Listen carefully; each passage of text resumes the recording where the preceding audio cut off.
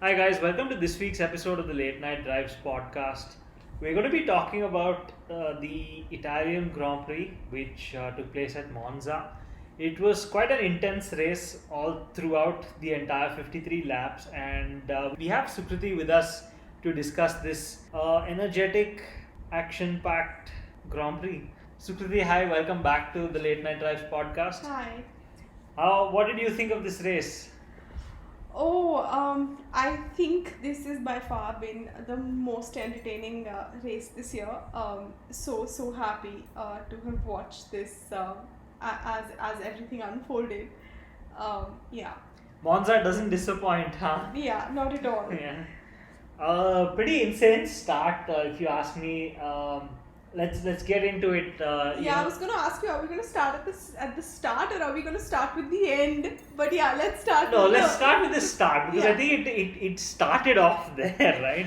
Yeah, Ricciardo had a phenomenal getaway, absolutely. right? Getting Verstappen right into turn one, very cleanly, super move, and he pulled out 1.2 second lead over the first lap. Yeah. I mean, really great getaway by him. Yeah.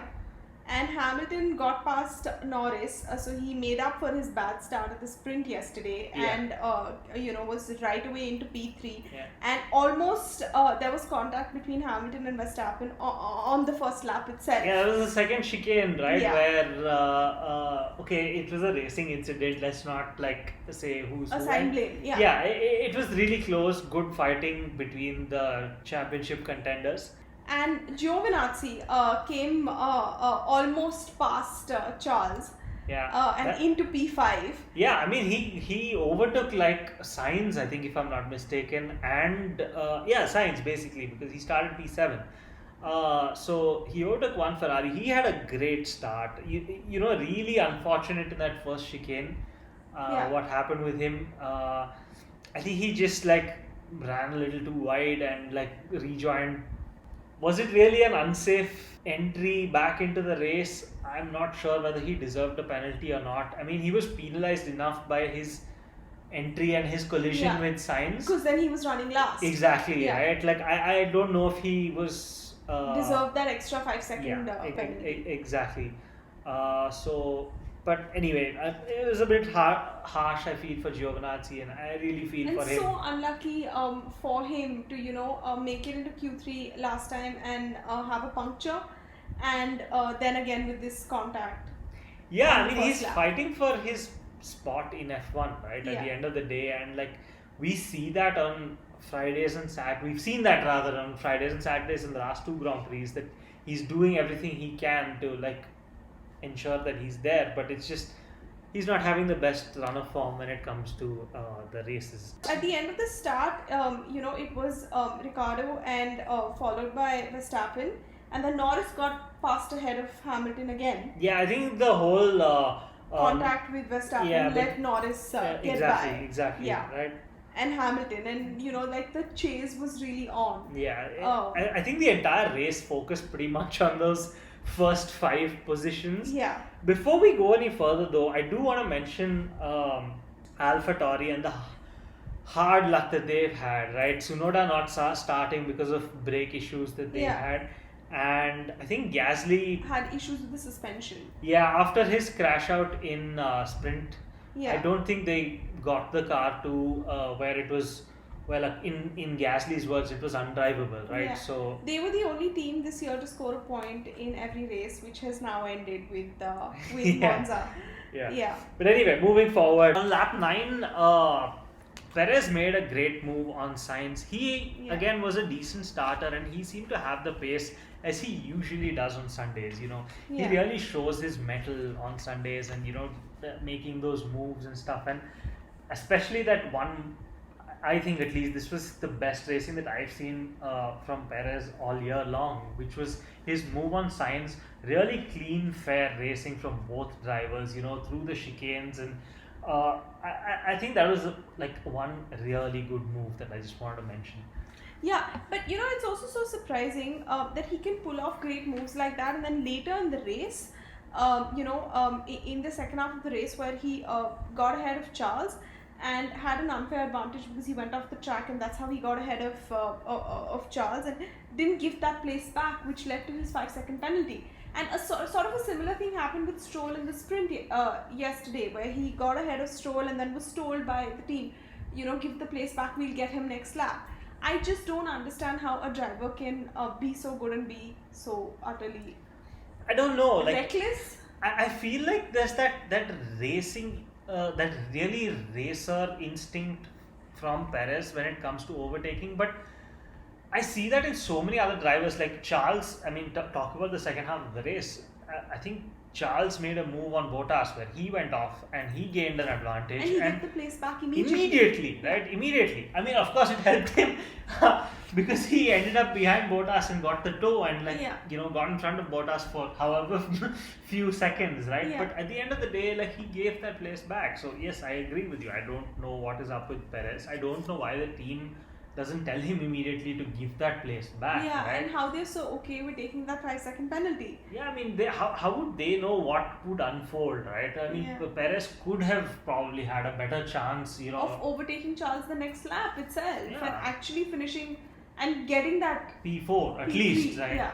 yeah. P4 at least. Yeah. I mean, let's put it that way. Yeah, but coming back to the beginning of the race, one interesting thing was that Hamilton was in the hard tires compared to everybody else around him in the top 6, top 8, who were all in the mediums. I think on the entire grid, it was Hamilton, Bottas, and Kubica who started on hards. Every single other driver started on mediums, right? Yeah. And it seemed like Mercedes was A, gambling, B, messing around with Red Bull, or C, really had an ace up their sleeve. It had to be one of these three things. or a combination of one of these three things. Yeah, we'll never know. Yeah, I swear. Because at the end of the day, Hamilton came into pit very soon after the medium runners. Yeah.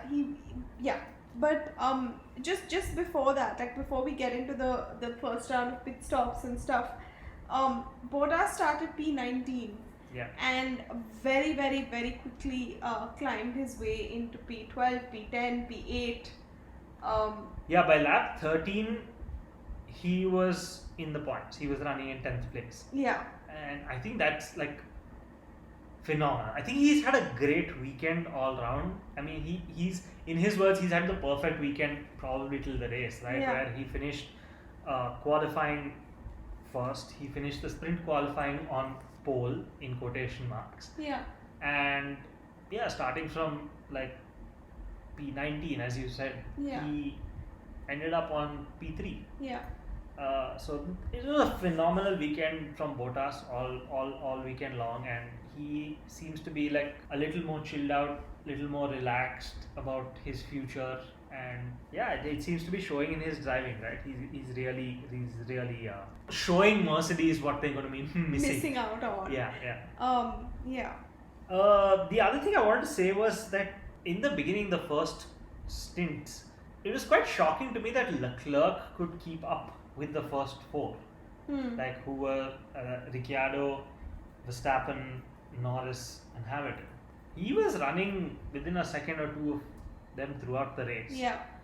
That was quite surprising to me. The Ferraris generally didn't look that strong this weekend, especially. But that was great driving, I think, from them. And it seems like his last minute going back to the new power unit, which they had to change because of the engine control units and all kinds of things like that. That really helped them, benefited them in the race, and they had a pretty strong finish overall to this weekend.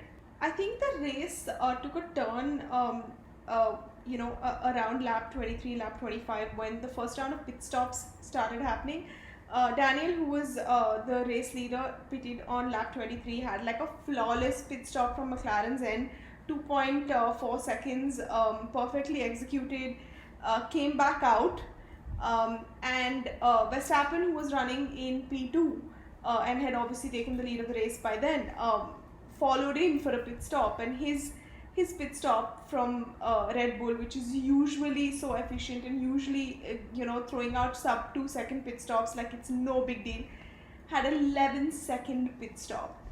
Yeah, I think Christian Horner at the end of the race said, right, that at the end of the day it comes down to human error and how you react under pressure. And it was just one of those things that happened. Like it was just, I think the pressure got to them, right? Like I don't know what else to say. Yeah. And that cost them, right? Yeah. At the end of the day, that's Hugely. what cost them and probably Put them in such a exactly yeah. cost them the race. Yeah. I was going to say. Yeah. Uh, Because he was leading the race and he came out P10 behind Alonso. Correct. And what that ended up doing was Daniel Rick had a great outlap, so he was still maintaining His lead comfortably. pretty comfortably. And Verstappen, like you said, came out behind Alonso. Yeah, what that ended up doing was when Hamilton went in for his pit stop, he came out fighting for position with Verstappen. And Hamilton himself had a slow stop. 4.2 seconds. Yeah, which again, it was down to human error. It was again the pressure getting the better of them. So he had a slow stop himself. So both teams putting their drivers out in a position where they were both fighting for, well, the championship for one. Yeah, but also that position. Position in the race, right? Yeah, I think this is the most controversial part of this race, right? They went into that first chicane side by side, neither driver giving an inch, and yeah, it ended up with, Verstappen on top of Hamilton's car. And what those two slow pit stops did was they gave Daniel and McLaren somewhat of a free hand to, I'm sure McLaren could start to smell victory. Like it was a little safer for them because they didn't have Max on Daniel's. Absolutely. I think there was a whole bunch of people who really gained an advantage from that crash, right? Yeah, because it was a safety car immediately. Yeah, and like essentially, I think it was Perez, Leclerc, and Bottas and Sainz. All four of them got free pit stops under the safety car. Yeah, and Charles came out in second place. Exactly, right? He seemed to be the most beneficial from that crash and the safety car. But yeah, obviously, like I don't think he had the pace that the Mercs had, that the McLarens had, and that the Red Bulls had. Yeah. So he couldn't hold on to that P2. But speaking of that crash and of what happened with them, everyone was hypothesizing that it was just the stewards, of course, said that they would investigate it after the race, and everyone was talking about how it was going to get chalked up as a racing incident. But 2 minutes ago, it's been put out that Max gets a 3-place grid drop and 2 penalty points for the collision. Wow. Okay, that's what I the did FIA not has expect that. Okay, yeah. that's like a latest. That's like a new update. That's like live. That's just come on. That we're showing. Okay, I did not expect that. I just felt that was a racing incident. I think perhaps it's a touch harsh by the FIA, but I suppose earlier on in the race, Max could have given, like the first lap incident, Max probably could have given a little more space to Hamilton in that second chicane when they were fighting and they came together. So maybe that had some kind of influence, right? I don't know. Also, it was Max going off the track and not Lewis. Yeah. I think that also made a big difference. I think also increasingly there's this perception, right, that if you're going into a corner with Max, you either have to back off or you'll crash. And I don't think that's a reputation that any driver should be developing. Yeah, you can't be the one that never backs down. Yeah, at the end of the day, you have to give another driver space, an adequate space, right? At the end of the day, you have to realize that there is only one line. Right? Yeah. There is only so much space on the road. If neither driver is going to give up that space, you are going to end up like in the barriers. Yeah, and the slow motion replays of the crash showed you just how crazy it was and how dangerous it could have been if not for that halo. It was insane. The structure of the car and the halo really protected Hamilton. Not to mention how his life. Yes, not to mention how lucky he was that like a drive shaft or something of Verstappen's broke, because the rear left wheel was still spinning. Yeah. The rear right wasn't. Yeah. And the rear right touched his helmet. Yeah, he had to duck his head. Yeah. So it was like touch and go there, like in terms of how dangerous it could have been. Really unsportsmanlike of Verstappen in the moment to not even check on Hamilton after Yeah, getting I mean, out. he did like look to make sure Hamilton was, I suppose, alive or conscious or whatever. But for somebody that's gone on record to say that it was really unsportsmanlike of Lewis to celebrate his win at the British Grand Prix, given that Max was in the hospital, I mean, it was pretty unsportsmanlike of you to walk away. Yeah. He did come on in the post race interviews and say that, you know, in a moment like that when things are so heated, sometimes it's better to walk away and talk later. Which, fair enough. Perhaps he felt like if he had like walked up to Lewis in that moment, they would have had some kind of, they would have exchanged words, or it wouldn't have been pretty. But I don't know. I don't know. I don't know either. Like I feel like he just could have reacted differently. I don't know if better or worse. But yeah, I would expect him to react slightly differently at least. I would hope that he would do that in the future. And this seems to be like something that a lot of people have spoken about how throughout the season and the rest of the season that's left, this is always going to be the coming together point between like Verstappen and Hamilton, and their fight in the championship is going to solely depend on how few incidents like this happen. Yeah. Because at the end of the day, if they're 1 and 2, or if they're even next to each other, I mean, they were fighting for position at, okay, perhaps at the end of the race, like It would have somewhere been on the much higher. podium, right? Yeah. But at that point, they were fighting for position at like I think 8 and 9, and yeah, they were still giving no quarter, right? They were fighting tooth and nail for that position, and I don't know. I still see that as perhaps a touch too harsh, but then that the last time they came together, there was a penalty that Hamilton was given, which I thought was harsh. So this kind of like evens the scales to me, like for me somehow. I don't know if you feel the same way. Yeah, I think Helmut Marko is going to be going around saying a bunch of nasty things about how a 5-second penalty isn't the same as a 3-place grid penalty.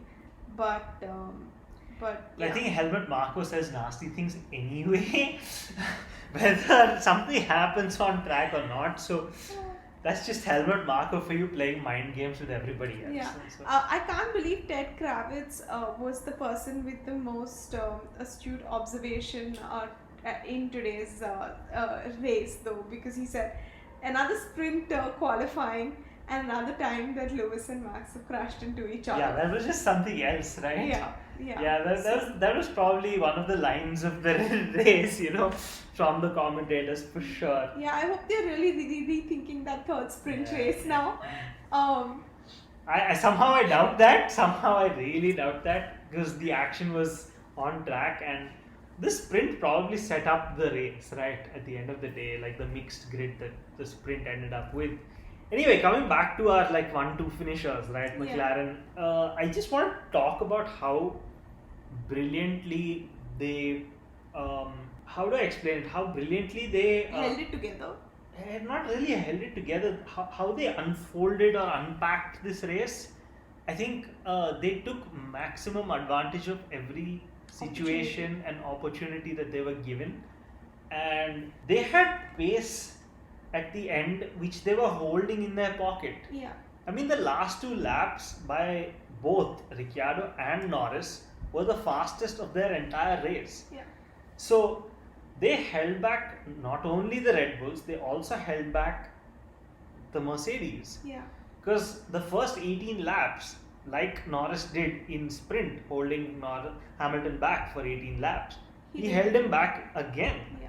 Right? And I think that was just brilliant, right? Like, I think they had like a phenomenal race. Also, Norris's overtake of my favorite, overtaking your favorite, leading to a tense moment between us watching the race. But yeah, what a move there after the restart, after the safety car. On Leclerc, yeah. Yeah. Yeah, I just don't think the Ferraris had the pace to compete with those guys at that point. But great move nonetheless. Yeah. And such maturity from Lando, asking on the team radio, the way he put it as well, so eloquently, in terms of whether there were going to be team orders, whether he was going to be allowed to pass Daniel, whether he should be racing Daniel. sort of putting the team first and asking them, okay, we're running 1-2. What would you like me to do here? And even in the end, when Daniel won and Lando finished P2, even though Lando has been outperforming Daniel every week, just he was just so happy for the team and so happy to take that P2 and have that patience and have that wisdom to sort of know that there will be wins in the future. Yeah, I think both drivers showed great amounts of maturity throughout the race, right? Norris for sure at that point on lap 35, soon after the restart, he went out to the radio and says that Daniel needs to step up, right? Because he was under pressure from Bottas and Perez in the back, and obviously the team got on to Daniel's radio saying that look, you need to step up, and genuinely Daniel stepped up because the next lap he was a second quicker. He had pulled out half a second on Norris. So I think as a team, both drivers showed that character, maturity, and brilliance to finish 1-2. And yeah, I mean, the results speak for themselves. McLaren's gone up in the constructors, leading Ferrari, I think, by 12 points. 13 and a half points, something like that. I can't speak for much of what happened in the second half of the race because after lap 31 and the restart, I couldn't bring myself to watch much. Yeah, but, I had to do all the note taking at that point, and you watch the replay of the race, okay? I really enjoyed it. I kept telling you watch, but anyway. Yeah, it was hard to breathe. So watching was a different. On lap 41, McLaren made it quite clear though that Norris should hold position, and they want them to finish Ricciardo in the front. But yeah, overall quite an exciting weekend, including the sprint and stuff. Any other highlights that you wanted to speak about? Yes, I know Russell finished in the points and nobody's talking about it. He got 2 points. He finished in P9 ahead of Ocon, who had a 5-second penalty for his contact with Vettel. Yeah, at the start of the race, where again he didn't give Vettel enough space, and that was simple as that. I do want to mention that Nikita Mazepin is now number 21 on the grid with Kubica coming in place of Raikkonen. So I just wanted to mention that. Yeah. I also want to quickly mention Aston Martin, who are having, at least with Stroll, a better weekend than with Vettel. They have had in the last couple of races at least.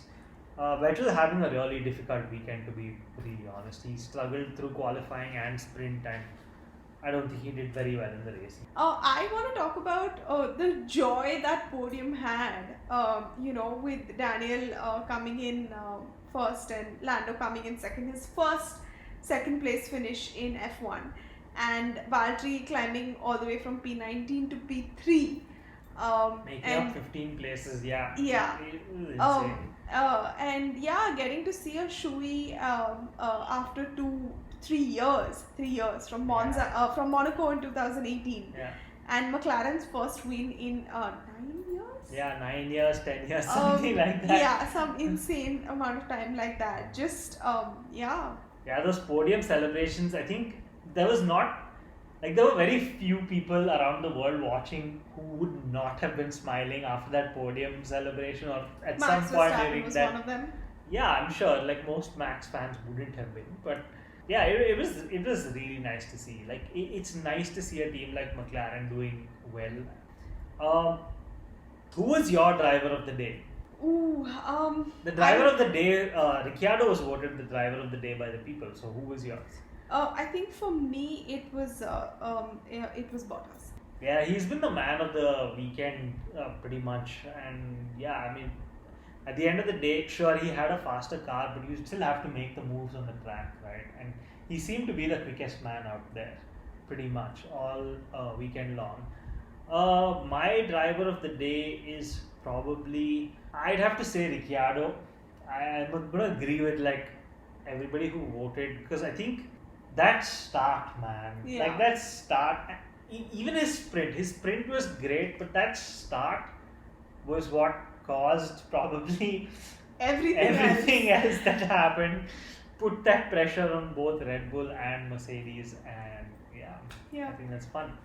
Championship wise, no changes at the top with Hamilton and Max both Yeah, I think crashing Max into has each got other. now like a 5 point Point lead. Yeah.